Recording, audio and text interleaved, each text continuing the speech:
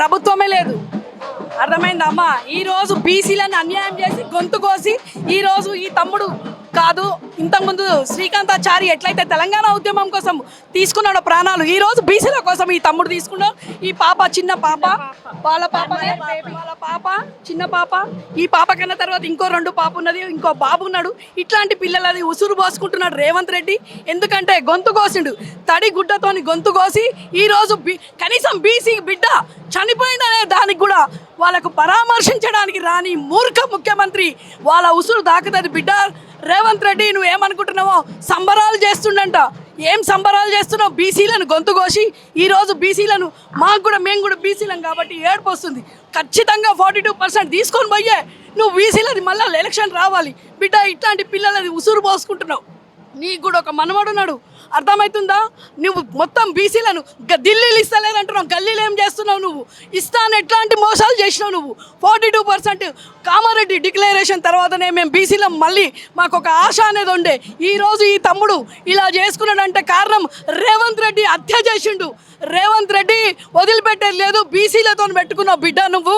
ఇన్ని రోజులు మునుగురోలకు, కాపులకు, యాదవులకు సపరేట్ అంటే చారీల సపరేట్ చేసిండు. మేమందరం ఏకమైనము, సంపన్న వర్గాలము ఒక్కటై ఓసీలను అణగదొక్కే వరకు మేము వదిలిపెట్టేది లేదు బిడ్డ. ఇట్లాంటి పిల్లలను ఉసురు పోసుకుంటున్నావు రేవంత్ రెడ్డి. ఖబర్దార్, 42% వచ్చినాకనే జిహెచ్ఎంసీ ఎలక్షన్లలో పోవాలి. ఈరోజు నల్లగొండలో ఉచ్చదాయిపిస్తావా? సిగ్గు శరం ఏమనుందా నీకు? నీ ప్రభుత్వం ప్రజాపాలనలో ప్రజలకు బీసీలకు ఉచ్చలు దాయిపిస్తారా? అంటే నామినేషన్ వేయొద్దని కిడ్నాప్ చేసి వాని భర్తకు ఉచ్చదాయిపిస్తుండమ్మా. ఎంతో మందిని భయపట్టించి ఈ భయభ్రాంతులయ్యి వాళ్ళను బీసీలను అనగదొక్కడానికి చూస్తున్నావు రేవంత్ రెడ్డి. ఇదే బీసీలు నిన్ను బొంద పెడతారు. ఇదే బీసీలను బొంద పెట్టే వరకు వదిలిపెట్టేది లేదు. ఖబర్దార్. ఇవాళ రేవంత్ రెడ్డి గారి ప్రభుత్వము హామీలు అమలు చేయలేక ఇవాళ ఈశ్వరాచారి మరణం పైన కూడా అవహేళన చేస్తూ ఉన్నారు. ఏదో దేనికోసం ఆత్మహత్య చేసుకుని చెప్పేసి మాట్లాడుతూ ఉన్నారు. ఇలా ఈశ్వరాచారి మరణం మీద అవహేళన చేయడం అంటే తెలంగాణలో ఉన్నటువంటి బలహీన వర్గాలని కించపరచడంగా నేను భావిస్తూ ఉన్నాం. ఇవాళ కాంగ్రెస్ పార్టీ ముఖ్యమంత్రి రేవంత్ రెడ్డి గారు హామీ ఇచ్చింది ఎవరు? బీసీలకు 42% చేస్తామన్నది కాంగ్రెస్ పార్టీ, అమలు చేస్తామన్నది రేవంత్ రెడ్డి గారు. అమలు చేయకుండా 2 సంవత్సరాల పేరుతోటి కాలయాపన చేయడంతో కలత చెందినటువంటి ఈశ్వరాచారి బీసీలకు 42% రిజర్వేషన్ కావాలని చెప్పేసి ఆ రోజు తెలంగాణ ఉద్యమంలో ఏదైతే శ్రీకాంతాచారి అంటే కలత చెంది ఆత్మహత్య చేసుకున్నాడో, ఇక బీసీలకు రిజర్వేషన్ రావని చెప్పేసి ఇవాళ ఈశ్వరాచారి కూడా మరణం చెందడం జరిగింది. ఇవాళ మేము యువతకు విజ్ఞప్తి చెప్తా ఉన్నాం, బీసీ వర్గాలకు విజ్ఞప్తి చేస్తా ఉన్నాం, ఎవరు ఆత్మహత్య చేసుకోవద్దు, పోరాడాల్సిన అవసరం ఉంది. రేవంత్ రెడ్డి సర్కార్ పైన గల్లా బట్టి అడుగుదాం, బీసీ రిజర్వేషన్ సాధిద్దాం. డెఫినెట్ గా అన్ని రాజకీయ పక్షాలను కూడా కోరుదాం. కాబట్టి ఇలా బీఆర్ఎస్ పార్టీ నుంచి విజ్ఞప్తి చేస్తున్న యువతకు ఎవరు ఆత్మహత్య చేసుకోవద్దు, ఎవరు కలత చెందవద్దు. బీసీ రిజర్వేషన్ ఎవరైతే దోఖా చేసిరో వాళ్ళ పైన గల్లా బట్టి పోరాడదాం. ఈ రేవంత్ రెడ్డి సర్కారు నియంత్రణ సర్కారు ఏదైతే ఉందో 42% రిజర్వేషన్ వరకు పోరాడదాం. ఎవరు ఆత్మహత్య చేసుకొని పిలిపిస్తా ఉన్నాం. కామారెడ్డి డిక్లరేషన్ లో 42% స్థానిక సంస్థల ఎన్నికల్లో ఉద్యోగ రంగాలలో రిజర్వేషన్లు ఇస్తానని చెప్పిన కాంగ్రెస్ పార్టీ అధికారంలోకి వచ్చినప్పటి నుండి ప్రతి సందర్భంలో మోసం చేస్తూ దాటవేసే ధోరణి చేసింది. ఈ రోజు 2 సంవత్సరాల తర్వాత ఒకరోజు పార్లమెంట్ లో బిల్ అని చెప్పింది, ఒకరోజు అసెంబ్లీలో బిల్ అంది, ఒకరోజు జీవో అన్నది, ఒకటి ఆర్డినెన్స్ అది. ఆశ పెట్టి మోసం చేయడంతోనే ఈ రోజు ఈశ్వరాచారి ఆత్మహత్య చేసుకుంటుంది. దీనికి పూర్తిగా కాంగ్రెస్ పార్టీ నైతిక బాధ్యత వహించాలి. ముఖ్యమంత్రి రేవంత్ రెడ్డి, అదేవిధంగా కాంగ్రెస్ పార్టీ రాహుల్ గాంధీ దీనికి బాధ్యత వహించాలి. ఈ కుటుంబాన్ని ఆదుకోవాలి. ఈ యొక్క ఈశ్వరాచారి మరణము వృధా కావద్దు. ఆయన ఆశయాలను కొనసాగించాలంటే తప్పకుండా 42% రిజర్వేషన్లను అమలు చేసి మళ్ళీ స్థానిక సంస్థ ఎన్నికలు నిర్వహించాలని డిమాండ్ చేస్తున్నాం. ఇది ఖచ్చితంగా రాహుల్ గాంధీ, రేవంత్ రెడ్డి ప్రేరేపించిన ఆత్మహత్య ఇది. ఎందుకంటే వారు నమ్మించి మోసం చేసినందుకు ఈశ్వరాచార్య గారి మనసు కలత చెంది వారు ఇప్పటికైనా బీసీ రాజ్యం రావాలి, బీసీలకు న్యాయం జరగాలని ఆత్మహత్య చేసుకుంటూ ఎంత దుర్మార్గం అంటే మన పల్లవీటి ద్వారా చెప్తున్న ప్రజలకు, తెలంగాణలోని ప్రజలారా వీరు కనీసం ఒక మంచి ట్రీట్మెంట్ కూడా ఇప్పించలేకపోయారు. గాంధీ హాస్పిటల్లో ట్యాబ్లెట్ ఉంటే సిలైన్ లేదు, సిలైన్ ఉంటే అట్లాంటి ట్రీట్మెంట్ ఇప్పించి ఆయనను పూర్తిగా కోలుకోకుండా కనీసం ఒక కార్పొరేట్ హాస్పిటల్ తీసుకోపోకుండా చనిపోయిండు. మేము అప్పటికే ఆందోళన చేసినాం. గాంధీ హాస్పిటల్లో పెద్ద ఎత్తున మమ్మల్ని తీసుకుపోయి బొలారం పోలీస్ స్టేషన్లో కొంతమంది రామ్గోపాల్పేట్ పిఎస్లో తరలించి ఉటావుటిన పోస్ట్ మార్టం చేసి ఇక్కడ తరలించారు. నైట్ నుంచి కూడా ఇక్కడ మొత్తం ఎక్కడికక్కడ బీసీలను అందరినీ కూడా హౌస్ అరెస్ట్ చేసి పోతుంది. ఎందుకంటే ఇక్కడ పెద్ద ఎత్తున రావద్దు, ఇది పెద్ద ఎత్తున జరగవద్దు, ప్రభుత్వం పైన అదవుతుందని చెప్పి వారు హౌస్ అరెస్ట్ చేస్తే కూడా మేము అక్కడిక్కడ నుంచి తప్పించుకొని వచ్చి అంతిమయాత్రలో పాల్గొంటున్నాం. ఖచ్చితంగా రేవంత్ రెడ్డి గారి ప్రభుత్వం వీరి కుటుంబానికి ₹1 నష్టపరిహారం ఇవ్వాలి, వారి భార్యకు ప్రభుత్వ ఉద్యోగం ఇవ్వాలి.